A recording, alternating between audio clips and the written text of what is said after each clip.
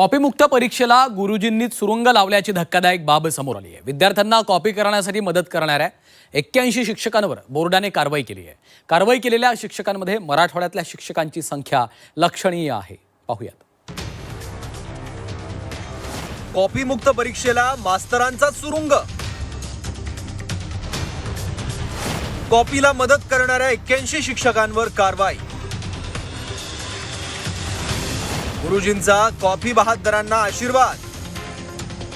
महाराष्ट्रात 10वी-12वीच्या परीक्षा सुरू आहेत। 10वी-12वीच्या परीक्षांमध्ये यंदा अनेक ठिकाणी कॉपीची प्रकरणं उघडकीस आली आहे। यंदा परीक्षा केंद्रांवर सीसीटीव्ही बसवल्यानं मास्तरांचे काळे कारनामेही बाहेर आले आहेत। विद्यार्थ्यांना कॉपी करण्यासाठी मदत केल्याची गंभीर बाब समोर आली। राज्यभरात अशी अनेक प्रकरणं उघडकीस आली आहेत। बीड जिल्ह्यातल्या चौसाळा इथल्या परीक्षा केंद्रावरील 17 कर्मचारी निलंबित। छत्रपती संभाजीनगर जिल्ह्यातल्या कन्नडमधील कॉपी प्रकरणात 24 जणांवर गुन्हा। जालना जिल्ह्यात 5 शिक्षक निलंबित। गडचिरोली जिल्ह्यात 3 शिक्षकांचं निलंबन करण्यात आलंय।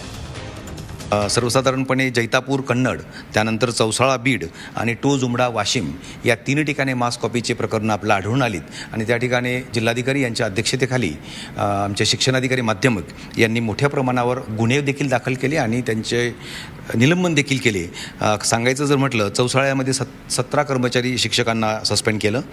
जैतापूर कन्नड या ठिकाणी 21 शिक्षक कर्मचाऱ्यांना सस्पेंड केलं आहे आणि टोज उमडा येथे 28 शिक्षक आणि शिक्षकेतर कर्मचाऱ्यांचे निलंबन झाले आहे।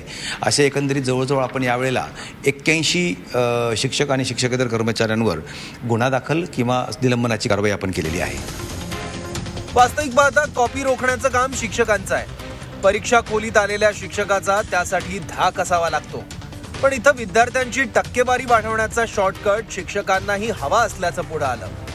कॉपी बहादरांना मदत करणाऱ्या शिक्षकांवर कठोर कारवाईची मागणी होत आहे। या सगळ्या शिक्षण प्रणाली बघितली